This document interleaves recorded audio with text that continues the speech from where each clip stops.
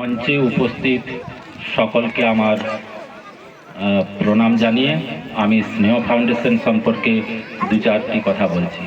স্নেহ ফাউন্ডেশন আমরা শুরু করেছিলাম 2021 সালে।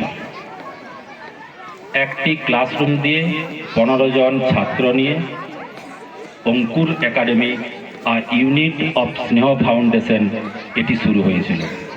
আজ ছাত্রছাত্রীর সংখ্যা 100-র উপরে। 5 জন শিক্ষক রয়েছেন, 1 জন ম্যাট্রন রয়েছেন এবং স্নেহ ফাউন্ডেশনের কাজকর্ম শুধুমাত্র শিক্ষার ক্ষেত্রেই কিন্তু আজ সীমাবদ্ধ নেই।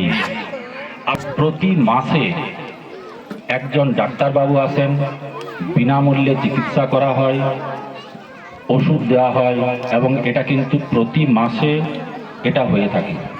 এই মাসে জানুয়ারি মাসের 19 তারিখে সেটা হবে। আরেকটি ঘোষণা, যারা এখানে উপস্থিত রয়েছেন তাদের সকলকে আমি এটি বলছি, জানুয়ারি মাসের 18 তারিখ অর্থাৎ সামনের রবিবার আমাদের এখানে একটি হেলথ চেক আপ ক্যাম্প রয়েছে। তমলুক পূর্ব মেদিনীপুর জেলার তমলুকের সব থেকে বড় যে নার্সিং হোম মাস ক্লিনিক অ্যান্ড হসপিটাল, সেখান থেকে 8 জন ডাক্তারবাবু আসবেন এবং 35 জন ওনাদের নার্সিং হোমের স্টাফ আসবেন। ওনারা সকাল 10টা থেকে এই মাস ক্লিনিকের হেলথ চেক আপ ক্যাম্প এটা শুরু হবে। ওনারা 200 পেশেন্ট দেখবেন। আমাদের স্কুলের যারা ছাত্রছাত্রী তাদের হেলথ চেক আপ, তাদের যারা গার্ডিয়ান অর্থাৎ অভিভাবকরা তাদের হেলথ চেক আপ করা হবে।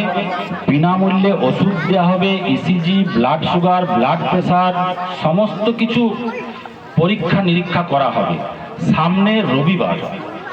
শুধু স্কুলের ছাত্রছাত্রী এবং অভিভাবিকাই নয়, এই এলাকার যে সমস্ত মানুষ যাদের মনে হয় যে হেলথ চেক আপ করার প্রয়োজন রয়েছে বা বিভিন্ন অসুখ বিসুখে ভুগছেন, তারা এখানে আসবেন।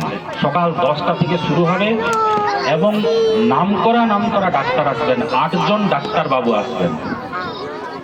এটা আমরা যোগাযোগ করতে পেরেছি, ওনারা আসবেন আর এটা করবেন। স্নেহ ফাউন্ডেশনের এই যে কাজকর্ম, আমার কল্যাণদা বললেন যে প্রদীপ কর্মকর্তা, প্রকৃতপক্ষে কিন্তু স্নেহ ফাউন্ডেশনের আমি একজন কর্মী মাত্র। কি করতে পেরেছি বা কি করতে না পেরেছি তা আপনারা দেখছেন, যতটা বলা হয় ততটা মোটেই নয়। সামান্য কিছু করতে পেরেছি, করার চেষ্টা করছি এবং একটা অবশ্যই নিষ্ঠা বা ডেডিকেশন আছে। স্নেহ ফাউন্ডেশন একটা নির্দিষ্ট লক্ষ্যে এগিয়ে চলেছে। এই স্বপ্নকে বাস্তবায়িত করতে হলে কিন্তু প্রত্যেকটি মানুষের সহযোগিতার প্রয়োজন। আপনারা ভবিষ্যতে আমাদের কাজকর্মকে এগিয়ে নেওয়া যাওয়ার জন্য আপনারা সহযোগিতা করবেন। আমি আরেকটি কথা বলি, আজকে খুবই আনন্দের বিষয় যে এই মঞ্চে যেমন ডক্টর পার্থসারথী ঘোষ তিনি রয়েছেন। আমি নিজে ধন্য যে ওনাদের পরিবারের সাথে আমার আলাপ হয়েছে এবং ওনার আমি ছাত্রই হয়ে গেছি। আর ওনার ছাত্র প্রদীপ পাল, যাকে বাদ দিয়ে তো স্নেহ ফাউন্ডেশনের কথা ভাবাই যায় না, রয়েছেন। আমি সত্যি আজকে নিজে কি বলবো যে গর্ব অনুভব করছি যে একটা মর্মান্তিক ঘটনা হলো, সঞ্জয় সিং সর্দার এবং পদ্মাবতী সিং সর্দার, সঞ্জয় বাবু আমার সহকর্মী, স্কুলে একসাথে বসি উনি শ্রেণীকক্ষ নির্মাণে যেভাবে এগিয়ে এসেছেন, ওনাকে স্নেহ ফাউন্ডেশনের পক্ষ থেকে আন্তরিক কৃতজ্ঞতা, ভালোবাসা ও শুভেচ্ছা জানাচ্ছি। আমাদের অনুষ্ঠানের এর পরের পর্ব মধ্যাহ্নভোজন, আপনারা সকলে মধ্যাহ্নভোজন করুন। তারপর আমাদের আরও কিছু অনুষ্ঠান রয়েছে, আমরা তারপর সেটা